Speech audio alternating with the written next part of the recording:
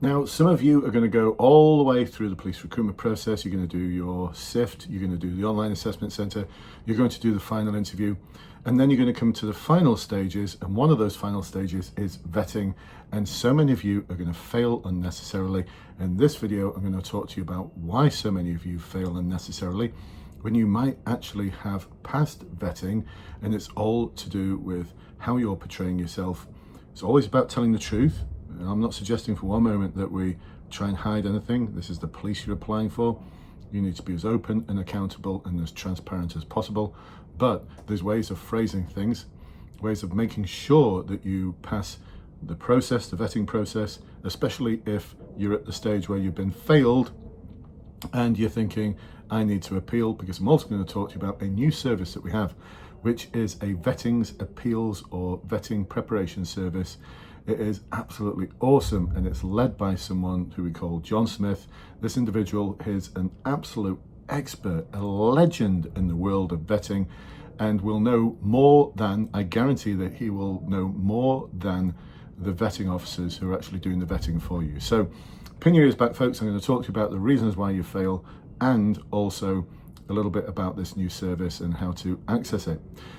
To introduce myself, my name is Brendan from Bluelight. I'm a father to two awesome children. I'm the husband to a beautiful wife.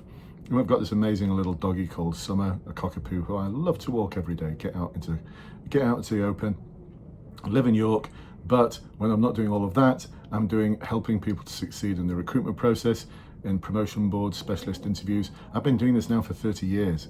I joined the police 39 years ago, and I've been coaching people for success for 30 years. I've got this amazing, great team around me, a team of coaches. Combined, we've got over 200 years worth of management experience, 200 years worth of coaching experience. And one of those individuals is a vetting expert. We call him John Smith because we can't actually say where he's from just yet. We might be able to one day, but this individual, John Smith, was very senior in the world of vetting in the United Kingdom. So there's not much he doesn't know about the process.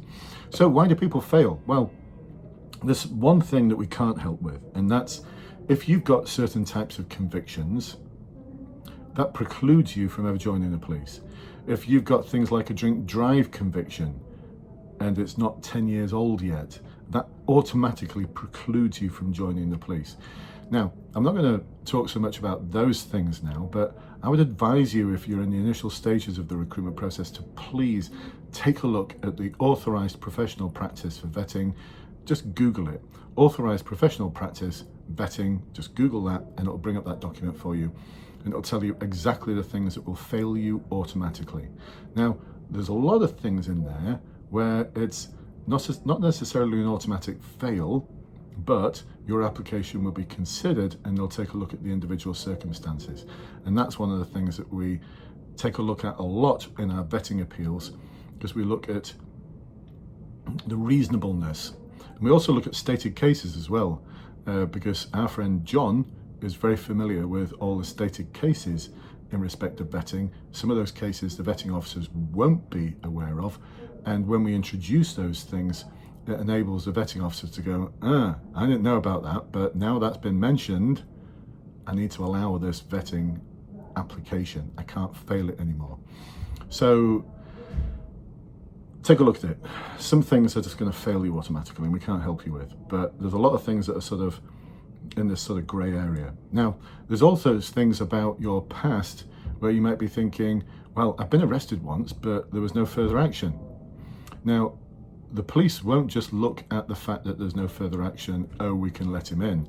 They will look to see if there's a pattern of behaviour. They'll even look at the arrest statement. So there's one individual who we couldn't help, and we actually said to him, we're not going to be able to help you here, because when he was arrested, it said some incredibly derogatory things about the police. That individual is not getting into the police. And, you know, we tried to make it clear to him that, look, it's just 2 years ago, you were arrested for a public order incident, and you said these things about the police officer who was arresting you, and now you want to join the police. It's not going to happen. It may happen in 10 or 15 years when you've proved yourself a little bit to be a good citizen, but at the moment, it's just a no. However, there's other examples where Give you one example of someone who actually succeeded with the vetting appeal. This individual had been arrested a couple of decades before. This is someone applying later on in life. They'd been arrested on suspicion of abduction of a child. Now, pretty serious, huh? But then when we dig into it, we find that actually this individual was going through a marriage breakup and took his daughter out in the car for a road trip. And wife, who he was splitting up from, didn't like it, called the police and said, "This man has abducted my daughter." He was arrested, taken to the police station, child went with them, child kept calling him daddy. Police officers were like, you can't abduct your own child unless it's court orders and things, and there weren't. So yeah, NFA'd. Now, this individual failed on vetting because he said the year that he thought he'd been arrested and he was 2 years out, which is just quite frankly ridiculous. And that was a really easy vetting appeal to put together. So we just need to be aware of the fact that how you write it up needs to be accurate, but also sometimes we can help you with things like mitigation. So that didn't require mitigation, it just required, look, it was an unreasonable decision because of X, Y, and Z.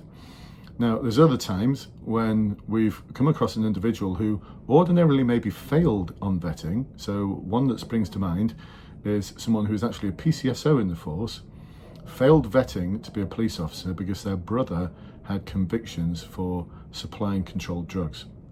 Now, ordinarily, that would probably be a big fail. But what we managed to do is suggest some risk mitigation. Things like the individual would only work in certain parts of the force, certain responsibilities that they had. We're putting a load of risk mitigation into the appeal, and that appeal was allowed, and this individual is now a serving police officer. So there's a lot of things that we can do there in these sort of grey areas. I'd advise you though to make sure that you research the authorised professional practice for vetting. It applies to England and Wales. The same principles will apply to Scotland and Northern Ireland. But you've got to look at that document first, just to see, don't get disappointed. Like, we get so many people coming to us for the vetting appeals service, and we just ask them, well, why have you failed on vetting? And they say A, B, and C, and we just go, well, those things were always going to fail you, and we can't help you. So actually that leads me on to, how do we decide who we can help and who we can't help? Well, if this is something that interests you, our vetting appeals service, or if you think that you're in any of those grey areas and you'd like your vetting submission to be reflective of all of the things that we can possibly do for you, like risk mitigation factors, stated cases, processes that need to be followed, suggesting one-to-one interviews. There's all sorts of tools that we can employ that you won't be aware of because you just don't know what you don't know, whereas John Smith does know. This individual does seriously know. I normally say in the Facebook group, when people ask vetting questions, no one in this group is qualified to give vetting advice because they're not, except for John. Now I can say, John Smith, what do you think? And we normally get people to PM us, private messages.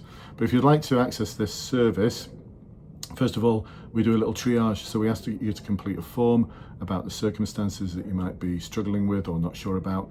And then once we've got that form, we then take a look at it and decide, yes, we can help them. There's a reasonable chance of success here, or no, we can't. There's nothing we can do.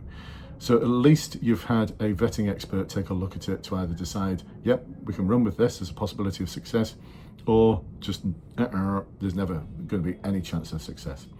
So if you'd like to be able to access that service, just email me at Brendan, BRENDAN, at bluelightconsultancy.com. That's Brendan at bluelightconsultancy.com. Normal spelling of the word blue, normal spelling of the word light, as in L-I-G-H-T, not the American version, bluelightconsultancy.com. And just say you've watched this video and you'd like to find out a little bit more about our vetting service. And we will see you on the other side. Hopefully, make sure that you can succeed in the vetting process where ordinarily you may have failed. I'll catch up with you soon. Bye-bye for now.